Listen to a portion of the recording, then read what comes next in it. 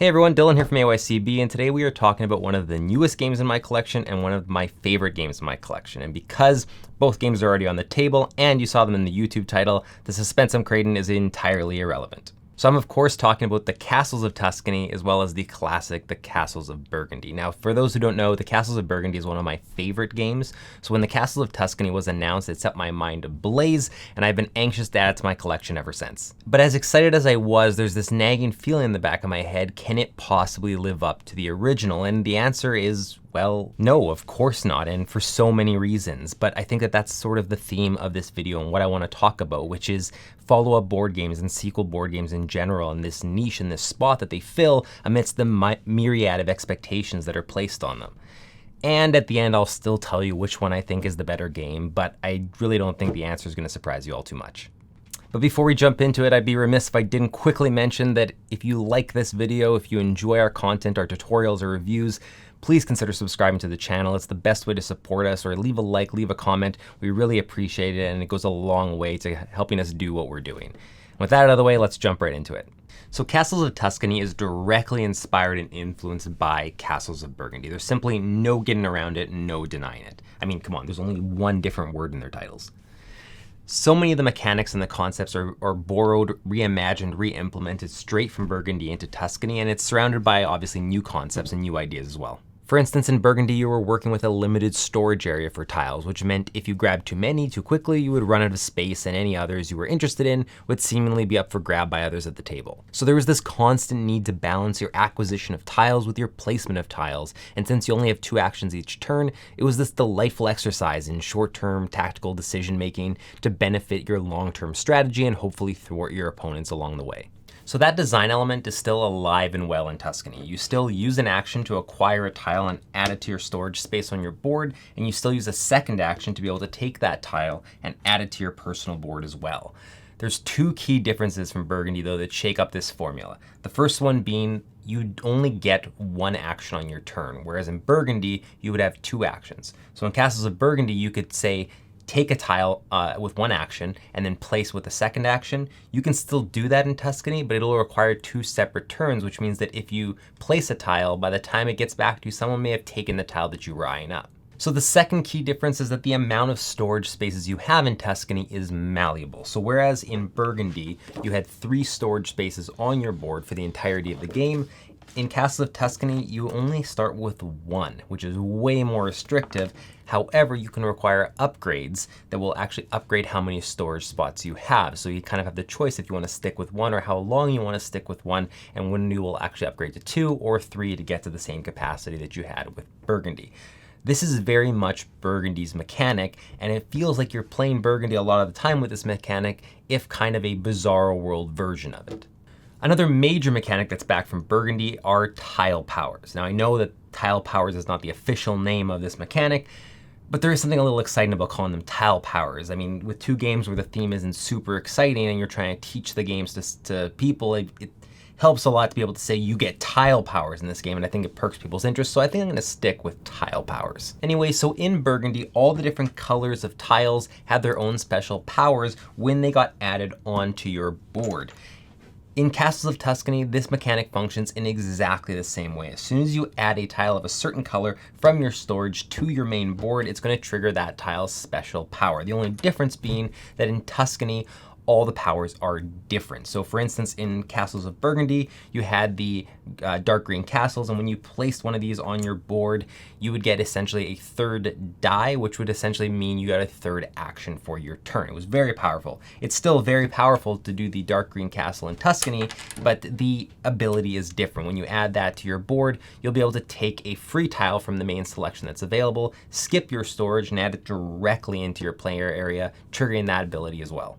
In Burgundy, the gray mine tiles would increase the silver income that you would receive, whereas in Tuscany, they're called gray quarry tiles and you gain marble. And marble can be cashed in to take a second action on your turn, which is essentially very similar to the function of the dark green tiles in Burgundy. And of course, there are brand new colors as well, such as orange and red that weren't available in Burgundy. So while the mechanics and the gameplay are the same, this is a clear evolution on the original concepts that were available in Burgundy. By now, you've probably noticed another big difference from Castles of Burgundy, and that is the lack of dice. There are no dice in Castles of Tuscany, and that was obviously a major mechanic in Castles of Burgundy. So if you really loved the random nature of dice rolling, it's been replaced by the random nature of card drawing. So you'll have a hand of cards, and rather than using your dice roll to be able to dictate which tiles you can place and where you can place them, you'll instead be paying for tiles in order to place them on your board with cards from your hand. So for instance, if I wanted to place this red tile onto my board, I would have to play 2 cards of the red variety to be able to do so. Now, to get around that being a little restrictive, you can replace any one of those for 2 cards of any color. So I could also play this red tile for 1 red card and 2 orange cards.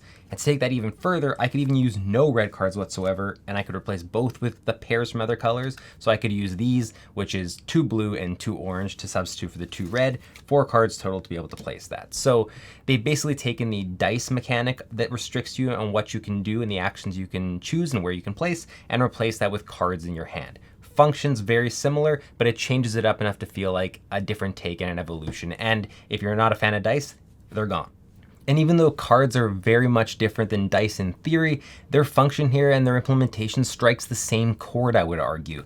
Whereas in the original Castles of Burgundy, you would roll dice and hope that the luck fell in your favor, but you could modify those dice with workers to have some control. It functions the exact same way here. There are workers in Castles of Tuscany that will work a little bit differently, but essentially you can take one of those workers and replace that almost like a wild card. It can be a card of any color in your hand. So if I needed to play that red tile and I only had a single red card, I could replace the other red card with a worker. So again, it's a reimagining on the original concept from Castles of Burgundy, just re-implemented in a slightly new way, but it really keeps the essence of what the original one was. And if you really miss dice, I suppose you could just recapture that magic by roll in the cards instead. Yay. Now, one of my absolute favorite aspects of Castles of Burgundy was the way it rewarded you for doing certain things earlier on in the game. So for instance, every time you complete territory, that is, you complete an entire section of the same color, no matter where it is on your board, you get points for the size of the territory you're completing. So for completing this area of 2 yellow, I would get a bonus of 3 points for doing that. However, doing that on different rounds gains you a different amount of bonus points. So I'm gonna pull the board over here for a second. If you do it on the first round of the game, you're gonna get 10 bonus points just for completing that territory in round 1. Whereas if you do the same thing in the final round of the game, you're only gonna get 2 victory points.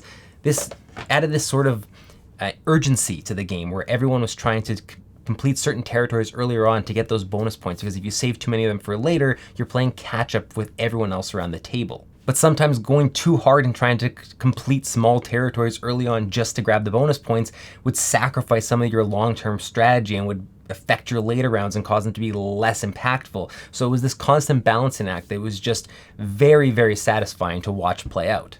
Now in Tuscany, this mechanic is back, though its implementation is completely different while still maintaining the essence of the original. In Tuscany, there are 2 scoring tracks. Yeah, that's right, 2 scoring tracks. If you already have that person that you struggle to teach board games to, try telling them that there's 2 scoring tracks to follow. So in Castles of Tuscany, there are 3 rounds total, and at the end of each of those rounds, you're going to score. When you score, what you're gonna do is you're gonna actually take however many points you've accumulated on the green track, and you're gonna convert that to points on the red track. So let's say that I had 10 points at the end of round 1. Well, I'm gonna take those 10 points and I'm gonna give them to myself on the red track. Now, where this gets interesting and where this twist comes in that is similar to Burgundy is that you do not reset the green track at the end of each round, which means those 10 points that I accumulated, I'm gonna get them again in round 2 and round 3.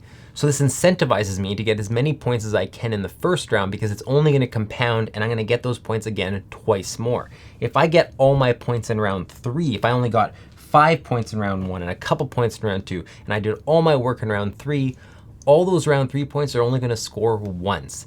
This is very similar to Castles of Burgundy's way of incentivizing you to go after different territories early. It's just a new way of looking at it, a new evolution and reimagining, something that has been a trend in everything I've been telling you about how these games differ and compare. So by now you really should be noticing a trend in what I'm talking about, and that is that Castles of Tuscany, even though it is its own game with its own concepts and some new game mechanics, is very much a re-implementation, a reimagining, and an evolution of Castles of Burgundy. So much so that even myself and the person I was teaching the game to, because we had played so much of Castles of Burgundy in the past, we were able to grasp some of these concepts very quickly, even without having to read the entire rule book, because we knew exactly what was happening in the rules of this game.